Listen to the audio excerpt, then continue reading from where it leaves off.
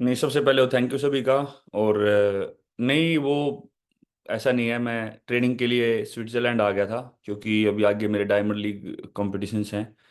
तो लकीली वो पेरिस में ज़्यादा बढ़ा नहीं, इंजरी ठीक रही। मैंने ध्यान भी रखा था कि ज़्यादा ना बढ़े। तो फिर मैं वही चाहता था कि बाकी का जो सीज़न है, जो पिछले ओलंपिक्स में काफ़ी हमको लगा था कि हाँ, हमको सीज़न अपना कंटिन्यू रखना चाहिए था, जैसे बाहर वाले एथलीट्स भी अपना सीज़न कंटिन्यू रखते हैं। तो वही मैंने डिसाइड किया कि इंडिया ना आके मैं यहीं पे रुकूं और मैं अपना ट्रेनिंग कंटिन्यू रखूं, क्योंकि मेरे अभी कॉम्पिटिशन्स आ रहे हैं काफ़ी। जी बिल्कुल। जो तो आप फाइनल जी फाइनल सॉरी, जो फाइनल ट्रीटमेंट या जो भी डॉक्टर से बात करनी वो होगी, वो मैं सीज़न के बाद ही करूँगा, क्योंकि एक महीना बचा है अभी सीज़न में। तो मैं कोशिश करूँगा कि इसको जितना सेफ रख के अपना कंटिन्यू रख सकूँ, और उसके बाद मैं जब फ्री टाइम होगा फिर मैं डॉक्टर्स के पास जाऊँगा। जी बिल्कुल। अगला पहला सवाल है हमारा शिवानी गुप्ता एचटी से। वो पूछ रहे हैं कि आप अपने परफॉर्मेंस के बारे में क्या बोलेंगे, और आपको लगा कि आप थोड़ा और डिस्टेंस कवर कर सकते थे, और उसके लिए आप क्या आगे कैसे ट्रेनिंग रखेंगे अपनी। नहीं, बिल्कुल डिस्टेंस काफ़ी मुझे लग रहा था कि हाँ, डिस्टेंस कवर कर सकता हूँ। और जिस हिसाब से हम देखेंगे तो जो दोनों थ्रो जो मैंने पेरिस में की, क्वालिफिकेशन राउंड में भी और फाइनल में भी, दोनों ही मेरी सेकंड और थर्ड बेस्ट थ्रो थी, और सीजन बेस्ट भी हुई। तो ऐसी बात नहीं है परफॉर्मेंस इतनी अच्छी नहीं थी, लेकिन हाँ, अभी डिस्टेंस बढ़ाने के लिए सबसे पहले तो मैं वही बोलना चाहूँगा कि मुझे इंजरी फ्री रहना पड़ेगा, क्योंकि मेरे माइंड में जब भी मैं थ्रो करने जाता हूँ, मैं अपने माइंड में पूरा ये सोच के जाता हूँ कि मुझे 100% देना है, लेकिन कहीं ना कहीं अंदर से, क्योंकि काफ़ी टाइम से इंजरी चल रही है, तो मैं अपना दे नहीं पाता 100%। वो कहीं ना कहीं मेरा माइंड या बॉडी मुझे रोक लेता है कि हाँ, उतना एफर्ट नहीं लगाना, या जैसे जो भी जितना हमको लगाना चाहिए बिना कोई मन में विचार आए। तो सबसे पहले तो इसको ठीक करना है, क्योंकि ट्रेनिंग में और बाकी चीज़ों में कोई कमी नहीं थी। बस वही है कि मैं जो सबसे ज़्यादा हमारे लिए ज़रूरी होता है ट्रेनिंग में, थ्रोइंग सेशंस, वो मैं बहुत ही कम कर पाया हूँ। और अगर थ्रो हम ट्रेनिंग में कम कर रहे हैं, टेक्निक पे ज़्यादा फोकस नहीं हो पाता, और जो इम्प्रूवमेंट टेक्निक में करनी चाहिए ट्रेनिंग में वो नहीं हो पाती, क्योंकि इसकी वजह से, ग्रोइन इंजरी की वजह से मैं कोशिश करता हूँ कि थोड़ा सा इसको बचा के चलें। और इसको ठीक करने में थोड़ा टाइम लगेगा, लेकिन हाँ, जब पूरा ठीक हो जाएगा और हमारे सेशंस होने लगेंगे ज़्यादा थ्रोइंग के, तो ये चीज़, थ्रोइंग भी, वो डिस्टेंस भी बढ़ जाएगा, और बाकी जो टेक्निक में कमियां हैं वो भी पूरी हो जाएंगी। बस वो मुझे थ्रो करनी है ज़्यादा से ज़्यादा, जितनी ट्रेनिंग में कर सकूं, वो एक कमी है। बाकी सब कुछ बहुत ही अच्छा था, और बस उसको ठीक करना है अभी। सॉरी। नेक्स्ट सवाल है प्रतीक फ्रॉम रिपब्लिक। प्रतीक पूछ रहे हैं कि पहले तो कॉन्ग्रेचुलेशंस नीरज भाई, बहुत बड़ी बात है बैक टू बैक ओलंपिक्स में मेडल जीतना। बट थैंक अगर यू। आप कंपेयर करें गोल्ड मेडल से सिल्वर मेडल से, तो उसको आप कैसे देखते हैं अपने पर्सनली, और आपको अपनी उस अचीवमेंट को कैसे इसमें रखते हैं।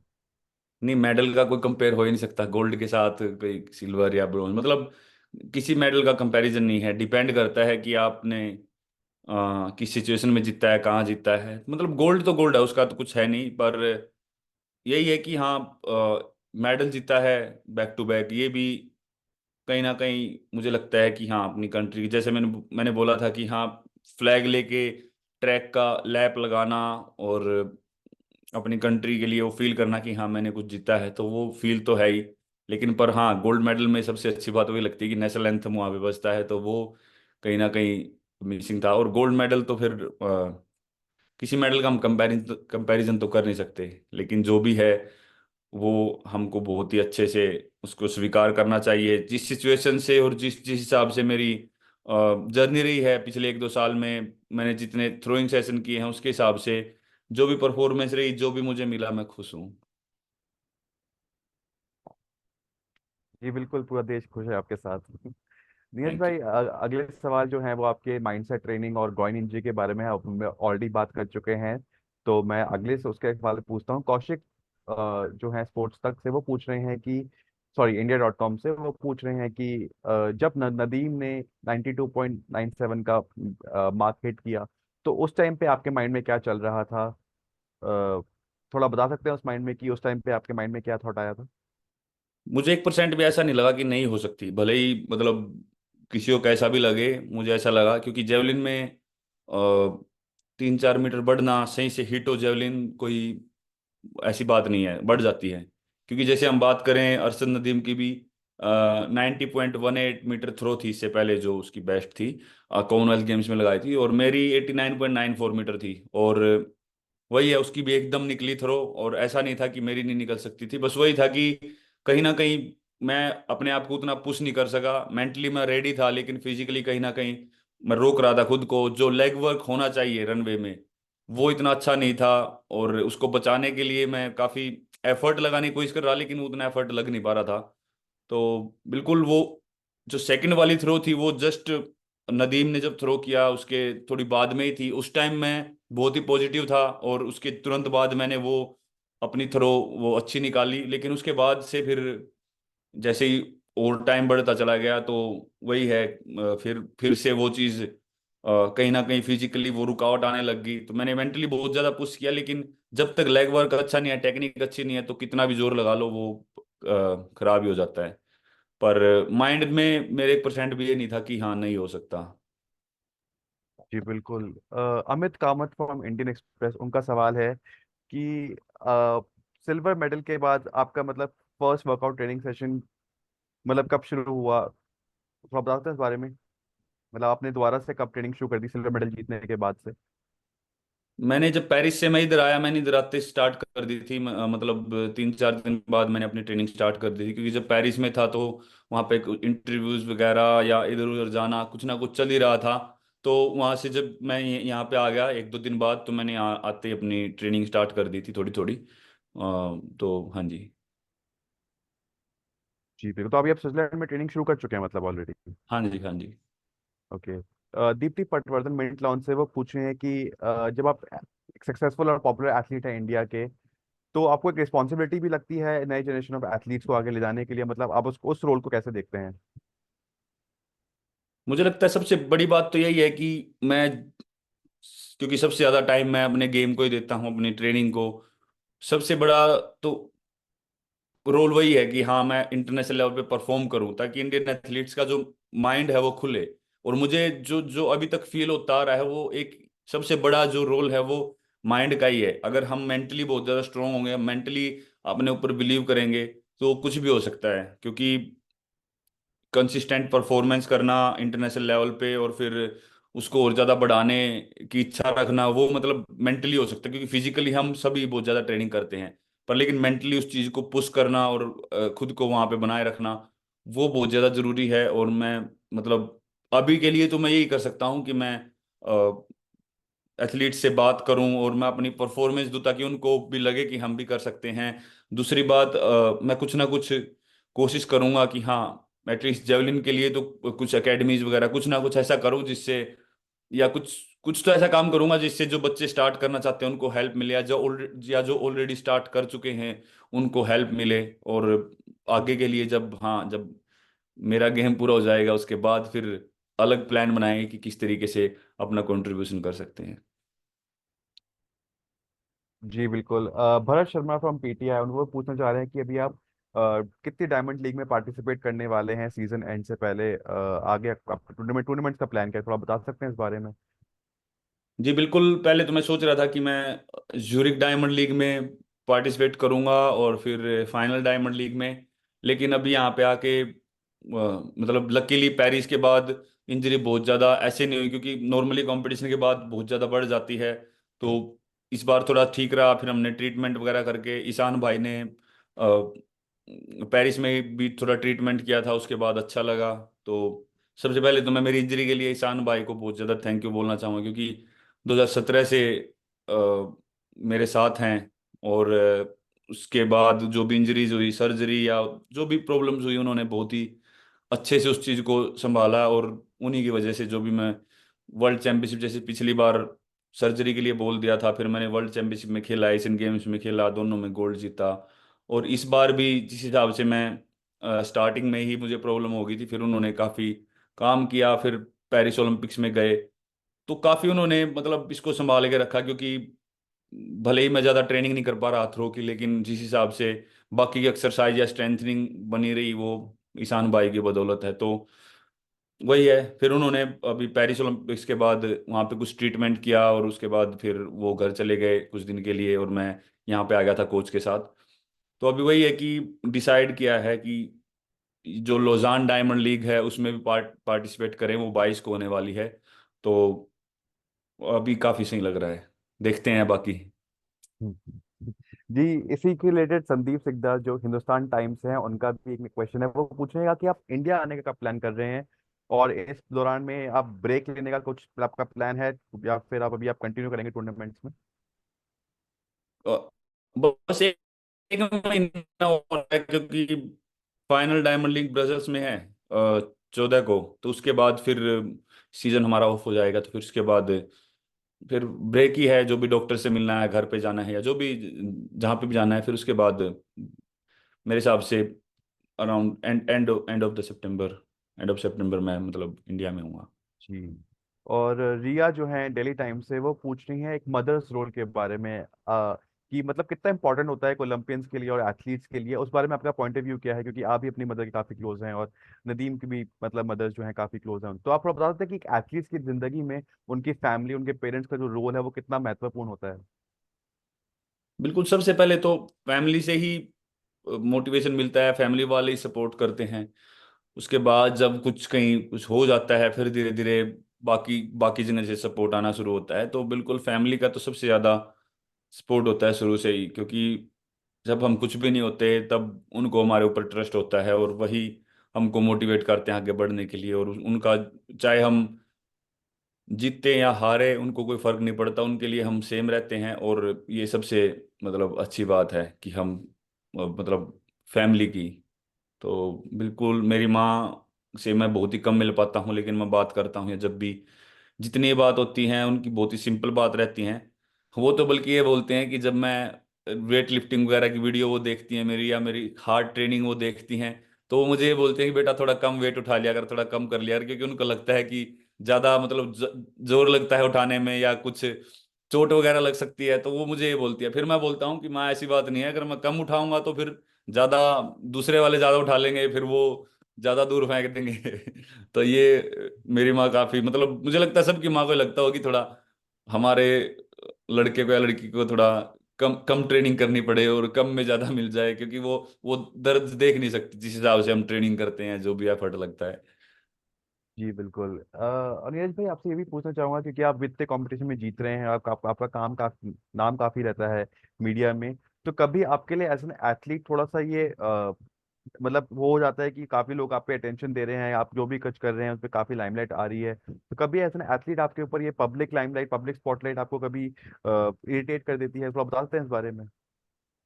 नहीं, जब तक सब कुछ सही से लिया जाए तो कोई प्रॉब्लम नहीं है, पर जब कुछ मतलब कुछ बातें जो जैसी होती नहीं है वैसी उस तरीके से दिखाए जाएं, फिर थोड़ा सा वो लगता है। पर वही है कि धीरे धीरे उन चीज़ों की आदत होगी है, और जो काम है मैं कोशिश करता हूँ कि उसी पे फोकस रखूं। पर वही है, मीडिया के पास पूरी पावर है कि वो जो जो जर्नी है वो बहुत अच्छे से दिखा सकते हैं लोगों को, और वो मोटिवेट कर सकते हैं, ताकि जो आगे फ्यूचर है बच्चों का वो मतलब अच्छे उससे जाए, और अगर सही सही तरह से सब कुछ दिखाया जाए तो। पर पर्सनली मतलब ऐसा कुछ नहीं है, बहुत सही से मैं फोकस रखता हूँ अपनी ट्रेनिंग पर, कोशिश करता हूँ कि हाँ अ, बिल्कुल ये तो पार्ट है लाइफ का भी, पर मैं कोशिश करता हूँ कि अपना फोकस पूरा ट्रेनिंग पे रखूँ। ज़्यादातर जैसे ओलंपिक्स है या ऐसे बड़े कंपटीशन होते हैं उनके आसपास थोड़ा ज़्यादा हो जाता है, या फिर मैं इंडिया में आऊँ तब। पर ज़्यादातर जब मैं ट्रेनिंग पे या अपना कंपटीशन उसमें होता हूँ सीजन में, तो मैं कोशिश करता हूँ कि फोकस अपना एक जगह पे रखूँ। जी। सॉरी, मैं बोलना भूल गया, पिछला क्वेश्चन जो था वो उत्तरा का था, हिंदू से। नेक्स्ट क्वेश्चन है Kalyani from new Indian express, जो कि पूछ रहे हैं आपके कोच क्लाउस के बारे में। आपकी उनसे क्या कन्वर्सेशन हुई सिल्वर मेडल के बाद? और थोड़ा बता सकते हैं कि उनके साथ आपका क्या बॉन्ड है, और मतलब और कैसे ट्रेनिंग चलती है उनके साथ? थोड़ा बता सकते हैं इस बारे में? नहीं, बिल्कुल मैं तो बहुत लक्की मानता हूँ अपने आप को कि मेरे पास ऐसी टीम है, क्योंकि कोच क्लाउड के साथ मैं 2019 से हूँ, जब मेरी सर्जरी हुई थी, फिर मैंने कम बैक किया। और ईशान भाई के साथ 2017 से। तो बहुत ही मतलब बहुत अच्छा रिलेशन है आपस में हमारा। और जो भी प्लानिंग होती है बैठ के बहुत अच्छे से बातें होती हैं, और मजाक भी काफ़ी होते हैं। तो पेरिस ओलंपिक्स के बाद जो भी हमारी बात हुई वो यही थी कि जो कहीं ना कहीं हमारी जो प्रॉब्लम है वो टेक्निक में और लेग वर्क में जो कमी है वो यही है कि मैं थ्रो ज्यादा नहीं कर पा रहा, और कोच भी इसलिए बहुत ज्यादा काम उस चीज पे कर नहीं पाते, क्योंकि जब तक थ्रो ज्यादा नहीं होंगी ट्रेनिंग में तो बाकी ट्रेनिंग तो मैं सब कुछ कर लेता हूँ, लेकिन प्रॉब्लम ये है कि जब मैं जेवलिन लेके दौड़ता हूँ और जब आपने देखोगे जब हम क्रॉस स्टेप लेते हैं, जब टेढ़ा दौड़ना शुरू करते हैं, तो उस टाइम पूरा जो एफर्ट है वो ग्रोइन पे आता है, और वो मेरा मतलब उसकी वजह से मुझे जो टेक्निक में करना चाहिए वो उतना नहीं कर पाता। तो वही कोच बोल रहा था, और मैं थोड़ा लाइन पे भी काम करूं, जो जेवलिन की लाइन है मेरी काफी अंदर की तरफ जा रही थी पेरिस में, और जो एफर्ट था मतलब जो आर्म स्पीड थी वो बहुत ही अच्छी थी, लेकिन जो लाइन थी वो बहुत ही डिस्टर्ब हो रही थी, अंदर की तरफ जा रही थी जेवलिन।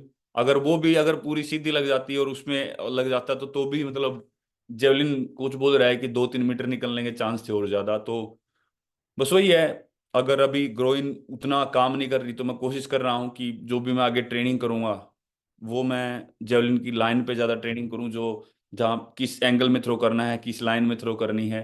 बिल्कुल वो कंपटीशन में बहुत ज़्यादा हार्ड होती है ट्रेनिंग से, लेकिन फिर भी मैं कोशिश करूँगा कि अभी थोड़ा माइंड उसकी तरफ रखूँ। और बस बाकी तो कोच वही है कि जब ग्राउंड में भी बहुत ज्यादा एफर्ट लग रहे हो या फिर बहुत ज्यादा सीरियस माहौल हो, उसको भी वो लाइट कर देते हैं कि कुछ ना कुछ से मजाक या वो वैसे करते रहते हैं। जी बिल्कुल। अगला सवाल है शाहिद का स्क्रोल से। वो पूछ रहे हैं कि आप जब जब मैं आपका लास्ट थ्रो हुआ तो थोड़े से आप निराश भी लगे थे, बड़ा खुश भी थे, स्माइल भी कर रहे थे। थोड़ा बताते हैं इस बारे में, आपके माइंड में क्या चल रहा था जब स्टेडियम छोड़ा आपने, उसके बाद इमीडिएट थॉट्स क्या थे आपके? नहीं, मुझे ये लग रहा था क्योंकि देखो मैं मुझे इस चीज़ की खुशी है कि मैं काफ़ी सालों से 88 प्लस की कंसिस्टेंट थ्रो कर रहा हूँ, लेकिन 88 और 90 के बीच की। और मुझे ऐसा भी नहीं है कि मुझे 90 मीटर मारना था, मुझे 90 मीटर नहीं मारना था उस दिन मुझे वही था कि मेरे माइंड में वो चीज़ आ गई थी कि हाँ आज अब ये ओलंपिक रिकॉर्ड बन गया है, अरशद ने अच्छी थ्रो लगाई है और मुझे वो थ्रो करनी है। और अगर सही डायरेक्शन में थ्रो करता और सब कुछ अच्छे से रहता, क्योंकि मैंने दोनों अपनी सेकंड और थर्ड बेस्ट थ्रो की उस दिन, तो ऐसी बात नहीं है, तैयारी भी अच्छी थी, लेकिन वो जो फोकस जो रहना चाहिए था लाइन में मारने का या वो चीज़, वो काफ़ी हद तक मुझे लगता है कि मैं जोश में बहुत ज़्यादा हो गया था, लेकिन कहीं ना कहीं मतलब मेंटली उतना ज़्यादा सोच नहीं पाया, क्योंकि वो मोमेंट ऐसा था और वो स्टेज ऐसी थी कि हाँ मुझे लगा कि हाँ आज करना है ये। तो वही था, मुझे लगता है कि अभी थोड़ा सा मुझे अपनी कंसिस्टेंसी को बढ़ाना पड़ेगा, और वो काफ़ी ज़रूरी है अभी, और मुझे जो कमी है थोड़ी बहुत उन पे और ज़्यादा फोकस करके और ज़्यादा दिमाग उस चीज़ पे लगे, एनर्जी उसमें लगा के उन कमियों पे काम करूंगा, ताकि जो जो भी छोटी मोटी कमी है अगर वो दूर होके मैं उनको भी ठीक कर सकूं, तो फिर भी थ्रो काफ़ी अच्छी लग सकती है। तो वही था जी। जी बिल्कुल। स्पोर्ट्स स्टार से लावण्या, उनका सवाल है अगला। वो पूछ रहे हैं कि अगर आप हाइंडसाइड में देखें तो आपको लगता है कि आपको सर्जरी करानी चाहिए थी पहले, या फिर आपकी टाइमलाइन जो थी, वो प्लान जो बनाया वो सही था पेरिस ओलंपिक से पहले? नहीं, उसमें प्रॉब्लम क्या थी जी, देखो जो जब मैं दोहा गया था तो डॉक्टर्स ने सर्जरी बोली थी, बिल्कुल दोहा के बिल्कुल वर्ल्ड चैंपियनशिप के कुछ महीने पहले। तो जैसे कि आप सभी को पता है कि मेरे माइंड में बहुत था मन में कि मेरे पास एक वही गोल्ड बचता था वर्ल्ड चैंपियनशिप का, कि हाँ मुझे करना है, और जो मेरी ट्रेनिंग चल रही थी वो बहुत ही ज़बरदस्त चल रही थी, और मेरी तैयारी थी वो भी बहुत अच्छी थी। जब मुझे वो ग्रोइन में दर्द हुआ उससे पहले मैंने जो जेवलिन के साथ थ्रोइंग की थी ट्रेनिंग में, वो बहुत ही अच्छे सेशन थे और बहुत बहुत ही अच्छी थ्रो जा रही थी टेक्निकली भी और डिस्टेंस वाइज भी। तो मैं अपना काफ़ी अच्छी तैयारी में था, मेंटली मैं बहुत ज़्यादा खुश था कि हाँ सब कुछ ठीक है। लेकिन एकदम फिर वो इंजरी हो गई, फिर जो भी कॉम्पिटिशन्स में मैंने नाम दे रखा था वो हमको वापस लेना पड़ा कि मुझे इंजरी है, तो ऐसे ऐसे करके, जो कि मुझे बिल्कुल अजीब लगता है कि मेरा बहुत मन करता है कि मैं खेल लूँ जाके। फिर उसके बाद जब हम वहाँ पे गए तो डॉक्टर्स ने बोला कि इसकी सर्जरी होगी, इसका कोई दूसरा वो नहीं है, या तो आपको सर्जरी करवानी पड़ेगी या आपको एकदम जैसे अभी लगा कभी भी पेन हो सकता है। ये सबसे बड़ा दिमाग में जो डर बैठा हुआ है यही है कि इसका ये नहीं पता कि कब पेन हो जाए, इसलिए मेरा माइंड जो मेरी एनर्जी और मेरा दिमाग है ज़्यादा इसी के ऊपर रहता है कि इसको बचा के चलना है। तो वो डिसीजन ठीक इसलिए था क्योंकि फिर वो वर्ल्ड चैंपियनशिप वाला पूरा साल ऐसे निकल जाता, और ओलंपिक के लिए कितनी रिकवरी होती पता नहीं। तो वर्ल्ड चैंपियनशिप तो हमारे लिए अच्छा रहा, गोल्ड जीता वहां पे। और उसके बाद फिर एशियन गेम्स भी काफी अच्छा रहा। उसके बाद जो सीजन ऑफ हुआ, फिर भी इतना टाइम नहीं था कि मैं सर्जरी के लिए जाऊं और मैं पेरिस ओलंपिक्स के लिए प्रॉपर तैयारी कर पाता या उसको अच्छे से रिकवर कर पाता। तो उसके लिए भी इतना टाइम नहीं था। तो इसलिए फिर मैंने वही सोचा कि इसको हम जितना बचा के चल सकते हैं हम इसको उतना सेफ रख के चलें। और पेरिस ओलंपिक्स तक तो इसको हम ऐसे ही लेके चलेंगे और उसके बाद सोचते हैं। तो वही मन में था और मुझे लगता है कि काफी हद तक ठीक था, संभाला भी अच्छे से। बस वही है कि इस साल फिर से दोबारा थोड़ा प्रॉब्लम हो गई थी जब मैं ओस्ट्रावा खेलने वाला था उससे थोड़ा पहले। फिर वो फिर से पूरा मतलब कंपटीशन वगैरह रुक गए थे। लेकिन ठीक रहा, अभी जो भी कंपटीशन बचे हैं इसके बाद पूरा ये खत्म करके उसके बाद ये डिसीजन ले सकते हैं हम। जी बिल्कुल। अगला सवाल है स्टेट्समैन से त्रिदीप का। वो पूछ रहे हैं कि आपने तो ओलंपिक का दार बढ़ा दिया, एक और सिल्वर मेडल जीत के मतलब, लेकिन अगर आप देखें इंडिया की पूरी परफॉर्मेंस पेरिस ओलंपिक्स की, तो आप उसको कैसे असेस करते हैं? पूरी परफॉर्मेंस ओलंपिक मतलब सभी एथलीट्स की। हाँ जी, सभी एथलीट्स की, अगर आप पेरिस ओलंपिक। पर्सनली मुझे तो बहुत अच्छा लगा कि जिस हिसाब से सभी एथलीट्स फाइट दे रहे थे और वर्ल्ड के बेस्ट बेस्ट एथलीट्स के साथ compete कर रहे थे। तो और जो सबसे बड़ी बात है जो जो मैं थोड़ी देर पहले बात कर रहा था कि मेंटली हमको स्ट्रोंग रहना चाहिए अगर हमको ऐसी जगह पे परफॉर्म करना है। तो वो चाहे मतलब ये जूनियर एथलीट्स हैं हमारे, जैसे लक्ष्य से मिला, मैं निशांत से मिला, और भी बाकी एथलीट्स थे। तो मतलब उन वो मेंटली बिल्कुल भी घबराए हुए नहीं थे और वो बिल्कुल मतलब उनको पता था कि हम किस लिए आए हैं यहाँ पे। हम जीतने के लिए आए हैं, हम यहाँ पे परफॉर्म करने के लिए आए हैं। तो वो चीज़ मुझे बहुत अच्छा लगा देख के कि हाँ, हमारा जो फ्यूचर है ओलंपिक्स का वो बहुत ही अच्छे हाथों में है। और मैं तो मतलब पर्सनली बिल्कुल, अब हम मेडल का अगर वो लगाएं तो शायद पिछले वाले से एक मेडल कम है अपना। और अगर वो भी विनेश का अगर ऐसा नहीं होता तो वो भी मेडल अपने पास होता। और काफी फोर्थ पोजीशन है, शायद टोक्यो से ज्यादा फोर्थ पोजीशन यहाँ पे थी। तो परफॉर्मेंस वाइज तो बहुत अच्छा रहा ऑल ओवर। पर वही है कि अभी आगे आने वाले टाइम में और ज़्यादा सभी तैयारी करेंगे और जो भी यहाँ पे जो फोर्थ पोजीशन रही वो शायद मेडल में बदलेंगे और जो ब्रोंज सिल्वर थे वो गोल्ड में बदलेंगे। तो काफ़ी कुछ चेंज होगा आगे। जी बिल्कुल। दीप्ति पटवर्धन मिंट लाउंज का एक बड़ा फनी सा सवाल है। वो पूछ रहे हैं कि जैसे अरशद भाई को जीत गोल्ड जीतने के बाद पेरिस में उनको एक बफलो गिफ्ट हुई, ऐसे आपने इतने सारे मेडल जीते हैं, आपको कभी कुछ ऐसे कुछ और सा गिफ्ट या ट्रॉफी दी गई है किसी फैन या किसी ने आपको ऐसा कुछ दिया है जो आपको याद है कि ये तो थोड़ा सा मतलब अच्छा है बट थोड़ा डिफरेंट है? नहीं, कैसे क्या है कि मतलब हमारे यहाँ पे भी हरियाणा में वैसा ऐसी चीजें मिलती हैं कि भाई 10 किलो घी दे दो, 50 किलो घी दे दो, या फिर लड्डू दे, मतलब देसी घी जो होता है कि भाई कोई भी बोल दिया कि हाँ मैं 50 किलो घी दूंगा नीरज को अगर ये जीत लिया। ये नॉर्मली ये किससे आया ये, क्योंकि हरियाणा में भी कुश्ती कबड्डी ये काफी चलता रहा है शुरू से। और मैं बचपन से मैं देखता आया हूँ। तो ये जो सर्कल कबड्डी होती थी या कुश्ती होती थी जो मिट्टी वाली, उस टाइम पे ये चीजें बोलते थे गांव के लोग, यही चीज देते हैं। और इसी को क्योंकि घी को यही मानते हैं ना कि घी खाओ, खा के पावर बढ़ती है और हम मतलब बहुत ज्यादा खा के एक्सरसाइज करेंगे। तो वो चीज काफी उससे जुड़ी हुई है। तो भैंस वगैरह भी गिफ्ट करते हैं या फिर कोई ज्यादातर उनमें कबड्डी कुश्ती में उसमें बुलेट या ट्रैक्टर ऐसी चीजें गिफ्ट होती हैं। पर मुझे तो ऐसा मतलब वही मिला है कि घी दिया था किसी ने शायद। जी, इंटरेस्टिंग काफी। मैं आपसे ये पूछना चाहूंगा एक कि ये मिहिर इंडियन एक्सप्रेस का सवाल है। वो पूछ रहे हैं कि आपके मैच के बाद आप काफी देर तक इंटरव्यूज दे रहे थे, बात कर रहे थे, तो आप विलेज किस टाइम पे पहुंचे और मतलब आपने कब सोए और कब सेलिब्रेट करना शुरू किया, थोड़ा सा बता सकते हैं इस बारे में? बस वही था, उन्हीं के साथ था, सेलिब्रेट सेलिब्रेट जो भी था। मैं अराउंड 5 बजे के आसपास पहुंचा था शायद विलेज में, 4 या 5 सुबह के। कंपटीशन खत्म होने के बाद, क्योंकि फिर मैं पूरा ना मीडिया था बाहर, उनसे बात की। और जितने बाकी बच गए थे, क्योंकि मुझे डोपिंग उसके लिए जाना था, डोप कंट्रोल के लिए। तो वहाँ पे गया, उसके बाद डोप देने के बाद मैं वापस आया, जितने बचे हुए थे फिर उनको इंटरव्यू दिए। और फिर उसके बाद मैं विलेज में गया तो 4-5 बज गए थे रात के। तो फिर उसके बाद अगले दिन फिर कुछ ना कुछ ऐसे 1-2 दिन चलता ही रहा कुछ ना कुछ। तो सो तो अच्छे से नहीं पाए, लेकिन हाँ फिर वही था, फिर वही लग रहा था कि सबसे मेन जो कंपटीशन था वो पेरिस ओलंपिक्स ही था इस साल का, तो अभी वो खत्म हो गया, तो अभी ये काम मैं कर सकता हूँ 1-2 दिन, कोई दिक्कत नहीं है।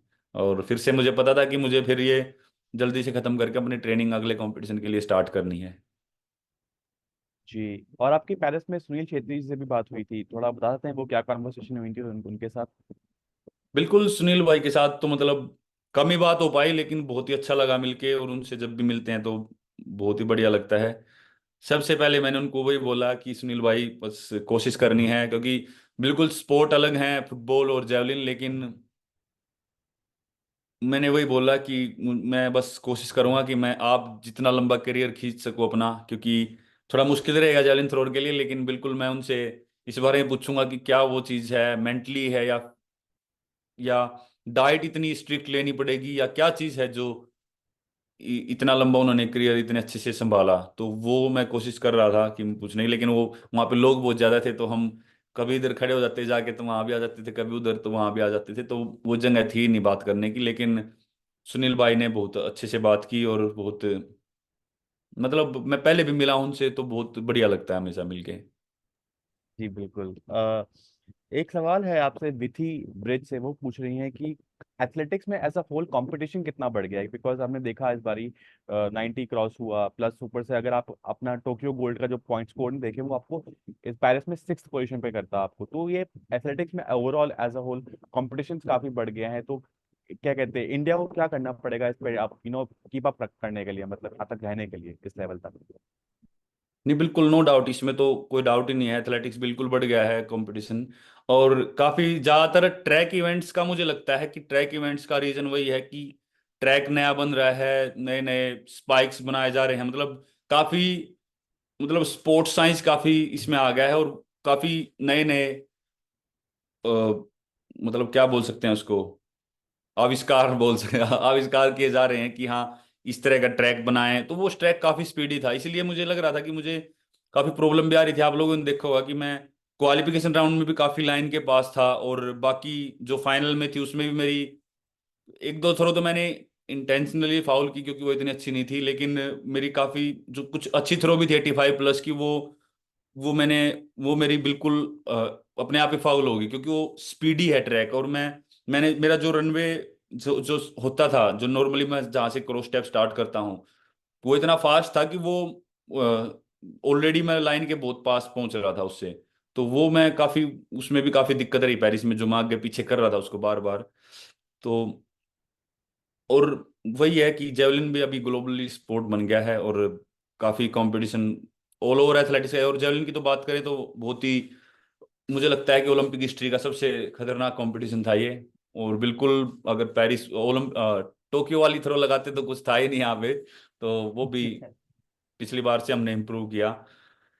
पर इंडियंस को क्या करना पड़ेगा, सबसे पहले तो मुझे लगता है कि कुछ इंडियन एथलीट्स तो बहुत ऑलरेडी अच्छा कर रहे हैं, अविनाश ने अच्छा किया, ज्योति अच्छा कर रही है, हमारे लॉन्ग जंपर्स बहुत अच्छे हैं। जेसविन को थोड़ी बहुत इंजरी रहती है, वो अगर ठीक से करे तो वो भी बहुत अच्छा जंपर है। श्रीशंकर को बस बिल्कुल ओलंपिक से पहले ऐसा हो गया जो मतलब हमको ही बहुत ज्यादा दुख हुआ था। वो मतलब श्रीशंकर के अंदर बहुत पोटेंशियल थी कि वो भी वहां पे मतलब मेडल जीत सकता था, अपनी अच्छी शेप में जाता तो। और बिल्कुल इंडियन एथलीट्स ऑलरेडी बहुत अच्छा कर रहे हैं, अगर पीछे से हम देखें कुछ साल पहले से अभी तक तो काफी इंप्रूवमेंट तो हुई है। तो ऐसे धीरे धीरे होती है, फिर एकदम कोई अच्छा एथलीट निकलेगा तो। पर वही है कि जैसा मुझे लगता है कि बाहर बाहर वाले एथलीट्स को अपॉर्चुनिटी और वो मतलब पहचानने वाले ज्यादा होते हैं, कि टैलेंट पहचानने वाले कि ये क्या कर सकता है। जैसे फॉर एग्जांपल मैंने जेवलिन कर लिया, कैसे कर लिया, क्यों कर लिया, मुझे खुद नहीं पता, बस मुझे करना था, अच्छा लगा और बस स्टार्ट कर दिया।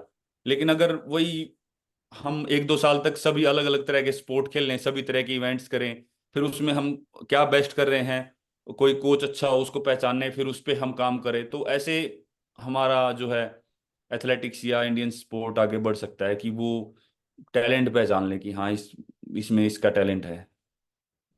जी, दैनिक जागरण से सुकांत, उनका एक सवाल है, वो पूछ रहे हैं कि अगर इंडिया को एक सुपर पावर बनना है तो हम लोगों को कौन से स्पोर्ट्स पे फोकस कर हम रख रख सकते हैं, अपनी ताकत बना सकते हैं?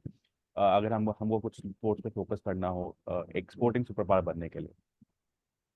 स्पोर्टिंग सुपर पावर में देखो, सबसे बड़ा तो ओलंपिक्स ही होता है सभी स्पोर्ट्स में, क्योंकि उसमें सभी स्पोर्ट्स होते हैं। और फिर एक स्पोर्ट्स का तो रह ही नहीं जाता वहां पे कि हाँ एक स्पोर्ट्स पे फोकस करना। फिर तो जितने ओलंपिक स्पोर्ट है उसमें हमको सब में अच्छा होना पड़ेगा, मेडल टैली में ऊपर आएंगे तभी वो। और मुझे लगता है कि पता नहीं, मुझे ऐसा इस चीज का बहुत ज्यादा नॉलेज तो नहीं है, लेकिन मुझे ऐसा फील हो रहा था कि जो भी कंट्रीज मेडल टैली में सबसे ऊपर थे वो ऑलरेडी मतलब अलग अलग चीजों में बहुत पावरफुल कंट्रीज हैं। जो जो भी कंट्री आप मेडल टैली में टॉप पे देखोगे, तो बिल्कुल हमें लगता है कि बहुत मतलब बड़ा रोल रहता है किसी कंट्री को ऊपर उठाने में स्पोर्ट्स का। तो अगर इंडिया में बहुत ज़्यादा फोकस करें स्पोर्ट्स पे और आने वाले ओलंपिक्स में या बाकी जो भी इवेंट्स होते हैं, तो जैसा आपने पूछा, बिल्कुल अब ओलंपिक्स तो है ही अलग, लेकिन फीफा वर्ल्ड कप जैसी जगह पे अगर हमारी टीम जाए, और क्रिकेट में हम ऑलरेडी बहुत अच्छा कर रहे हैं, या कोई ऐसे टेनिस के बहुत बड़े ऑलरेडी सुमित नागल या बाकी हमारे टेनिस प्लेयर बहुत अच्छा कर रहे हैं, तो ऐसी ऐसी जगह पे विंबलडन में हम जाएं, वहां जीते हैं, फीफा में जाएं, एटलीस्ट वहां पे पहुंचे हम, तो ये चीजें लोग पहचाने कि हाँ इंडिया का स्पोर्ट बहुत ऊपर उठ रहा है। और ओलंपिक्स तो है रहेगा ही सबसे ऊपर, अगर हम ओलंपिक्स में अच्छा करते हैं तो। बस मुझे वही लगता है कि हाँ आने वाले कुछ सालों में और ज़्यादा हमको फोकस करना चाहिए, और जो पॉइंट्स हैं थोड़े बहुत उन पे काम करें तो हो जाएगा। टैलेंट की मुझे लगता है कमी नहीं है, मेंटली हमको स्ट्रांग होना पड़ेगा, और थोड़ा जो सही तरीके से ट्रेनिंग करनी है, या जो हमारे पास और ज़्यादा कोचेज बढ़ने चाहिए इंडिया में, वो अगर बढ़ने लगे तो फिर ये चीज़ हो सकती है। जी बिल्कुल। अ, मेरा अगला सवाल केवल फ्रॉम इनसाइड स्पोर्ट, वो पूछ रहे हैं कि पेरिस ओलंपिक्स के बारे, पेरिस ओलंपिक्स में ओलंपिक्स के अलावा आपने पेरिस में कुछ देखा हो जो कि मेमोरेबल मेमोरी हो आपकी स्पोर्ट्स के अलावा, जो आप बता सकते हैं कि आपने कभी पहले एक्सपीरियंस ना किया हो कोई चीज़ ऐसी उस सिटी में, थोड़ा बता सकते हैं इस बारे में? मैं तो पर्सनली ये बोलना चाहूंगा कि जो एथलेटिक स्टेडियम था वो अमेजिंग था सच में। मतलब इतना इतनी भीड़ और इतना भरा हुआ स्टेडियम मैंने पहले ऐसे एक्सपीरियंस नहीं किया। बिल्कुल देखे हैं मैंने, जैसे एशियन गेम्स में बहुत ज़्यादा लोग थे, लेकिन जो ओलंपिक जैसी जगह पे और इतने ज़्यादा लोग होना, और फर्स्ट टाइम मैंने एक्सपीरियंस किया कि शाम के सेशन में तो मतलब फुल रहता ही था क्योंकि फाइनल्स होते हैं, लेकिन जब हम हमारा क्वालिफिकेशन राउंड था उस टाइम भी मतलब पूरी भीड़ थी, पूरा स्टेडियम भरा हुआ था। ऐसा मैंने पहली बार देखा कि 80,000 की कैपेसिटी वाला स्टेडियम सुबह के सेशंस में, क्वालिफिकेशन वाले सेशंस में पूरा भरा हुआ है। तो ये पहला एक्सपीरियंस था मेरा, तो वो तो बहुत ही जबरदस्त था। बाकी मैं पहले डायमंड लीग खेलने गया 2017 में, तो सबसे फेमस चीज़ है जो पेरिस की एफिल टावर, वो मैंने पहले देख लिया था। इस बार भी मैं गया था, लेकिन वो ऐसा नहीं था कि पहली बार एक्सपीरियंस हुआ है। जो सबसे पहला एक्सपीरियंस यही था जो बिल्कुल अलग था। वाह, ये सुन के ही काफी एक्साइटिंग लग रहा है नीरज भाई। मैं पूछना चाहूंगा कि दीप्तायन हजरा एएनआई से उनका सवाल है, वो पूछ रहे हैं कि काफी यंग एथलीट जो हैं वो आपको अब लुक अप टू करते हैं, आपको आइडल मानते हैं, ना कि सिर्फ इंडिया में बट ओवरऑल द वर्ल्ड। तो उनके लिए, आपके लिए ये स्टैचर कैसा है, मतलब आप इसको, इस रोल को कैसे देखते हैं एज अ रोल मॉडल, और आप उनके लिए क्या एडवाइस रहेगी अगर आप उनको देनी हो उनको तो? नहीं बिल्कुल जी, बहुत अच्छा लगता है अगर ऐसे कोई बोलता है, पेरेंट्स बोलते हैं, बच्चे बोलते हैं। बस मेरी एडवाइस यही रहेगी कि जब आप स्टार्ट करो, जैसी भी फैसिलिटी आपके पास है, आप दिल से वर्कआउट करो, क्योंकि सबसे मेन जो चीज़ है आपकी डेडिकेशन और आपकी मेहनत है। और आप कितने डेडिकेशन से आप अपने काम को करते हैं, क्योंकि जो जो मैंने स्टार्ट किया था तो बिल्कुल भी जो फैसिलिटी के हिसाब से, या जो भी जितना भी उस टाइम पे संसाधन थे, बहुत ही लिमिटेड सी चीज थी, लेकिन मुझे मजा आता था वो करके। तो आप उसको बस इंजॉय करें, उसको दिमाग में बस अपना इम्प्रूवमेंट रखें कि हमको इम्प्रूव कैसे करना है अपने स्पोर्ट में या कोई भी काम आप कर रहे हैं। तो बस मेरी वही है कि जो भी फैसिलिटी आपके पास है, जैसी भी है, करते जाओ। एक टाइम ऐसा आएगा कि आप जीतोगे, और फिर आपके ऊपर होगा कि आप अपने खुद ही अपनी फैसिलिटी या अपनी आपको जो चाहिए वो बढ़ा सकते हो। जी बिल्कुल। और ये भाई, जब आपका टारगेट इस ओलंपिक से पहले था 90 मीटर मार्क, आप 89.45 ऑलमोस्ट 90 मीटर क्रॉस कर चुके हैं, बट हमने देखा इस बार 92 तक पहुंचा। तो अब आपका टारगेट 95 है, 100 है, क्या है आप टारगेट, क्या गोल क्या लेके पता जा नहीं रहे यार, ये टारगेट वगैरह के उसमें मैं अभी वो हो ही चुका हूँ कि अभी बस लगता है कि ऊपर वाले के ऊपर ही छोड़ना पड़ेगा अपना। बस मेहनत करो, बस अपना तगड़ी तैयारी करो, और बस झटका मार दो, जहां जानी है चली जाएगी, क्योंकि ये 90 मीटर हो के इतना हो गया अभी कि मुझे लगता है कि बस अभी छोड़ दो ऊपर वाले के ऊपर। क्योंकि ये पेरिस में जहाँ पे जगह थी, जो मुझे लगता था कि ये वो जगह है कि हाँ शायद से यहाँ पे, और उस दिन ऐसा, ऐसी बात नहीं है, हो भी सकता था, लेकिन वहां पे भी अगर नहीं हो पाया, वो क्या दिक्कत रही मुझे नहीं पता, लेकिन हाँ अब मैं जो भी अभी अगले 2-3 कंपटीशन में खेलने वाला हूँ, मैं आराम से खेल लूंगा और अपना पूरा एफर्ट लगाऊंगा। लेकिन मैं फोकस करूंगा, जो ट्रेनिंग करूंगा वो मैं, जो कमी थी मेरी अभी तक के उसमें, मैं उन पे बहुत ज़्यादा और ज़्यादा फोकस करके काम करूं। और बस फिर अभी जो भी लगनी है, अभी बस 2-3 कंपटीशन अपने पास इस साल के, तो उनके ऊपर छोड़ दिया मैंने। जी हमें पता है आपको जाना है, तो बस आपसे आखिरी सवाल मैं ये पूछना चाहूंगा कि कितना इंपॉर्टेंट होता है एक एथलीट के लिए सपोर्ट मिलना। आपको जेएसडब्ल्यू स्पोर्ट्स से काफी सपोर्ट मिला है, फेडरेशन से काफी सपोर्ट मिला है, कॉर्पोरेट से सपोर्ट मिला है, टॉप स्कीम जो आ रही है, तो इन सब का कितना इंपॉर्टेंट, कितना महत्व है एक एथलीट के लिए जब एक एथलीट को इतना सपोर्ट मिलता है? नहीं बिल्कुल जी, बहुत ज़्यादा जरूरी है, क्योंकि जैसा मैंने बताया कि स्टार्टिंग के 4-5 साल मेरे लिए मतलब काफ़ी ऐसे थे कि मैं गांव से मैं स्टेडियम में जाता था, फिर वापस आता था, फिर उसके बाद धीरे धीरे मैं अ, पंचकुला गया, वहाँ पे कुछ मेरे फ्रेंड्स थे, वहाँ पे बातचीत करके वहाँ पे मैं गया, तो 3-4 साल वहाँ पे ट्रेनिंग की, फिर थोड़ी परफॉर्मेंस वगैरह बढ़ी, मैंने नेशनल गेम्स खेले थे, नेशनल गेम्स से वहाँ पे देखा गया। फिर उसके बाद मुझे पटियाला में नेशनल कैंप में जगह मिली, जो हमारी एएफआई की तरफ से वो काफ़ी अच्छी सपोर्ट थी। फिर उसके बाद 2015 में जेएसडब्ल्यू के साथ जुड़ गया था, जेएसडब्ल्यू की सपोर्ट स्टार्ट हो गई थी। फिर उसके बाद जब वर्ल्ड जूनियर में अच्छा किया, और फिर एशियन चैंपियनशिप, कॉमनवेल्थ वगैरह में, और एशियन गेम्स जो उस टाइम पे स्टार्ट हुआ, फिर टॉप्स ने, फिर मतलब पूरा टॉप्स में नाम आ गया, तो फिर टॉप्स का पूरा जो भी मतलब बाहर की ट्रेनिंग या मेरी टीम को कहीं भी जाना है, तो टॉप्स की तरफ से पूरी सपोर्ट। तो मतलब ये है कि हाँ, परफॉर्मेंस जिस हिसाब से स्टार्टिंग में थोड़ी प्रॉब्लम हुई, लेकिन फिर उसके बाद धीरे धीरे जैसे ही परफॉर्मेंस ऊपर आती गई, फिर सपोर्ट भी काफी मिलती गई, और वही है। और अभी तक मतलब सब बहुत अच्छा हो रहा है। जी बिल्कुल, thank you so much Neeraj भाई ज्वाइन करने के लिए, सबसे बात करी। Thank thank you. You to all members of the media for joining. Congratulation Neeraj for एक और सिल्वर के लिए और देश को फिर से एक और मेडल देने के लिए। Thank you so much. Thank you so much जी, थैंक यू सभी को। Take care. ठीक है। Thank you members of the media, thank you for joining.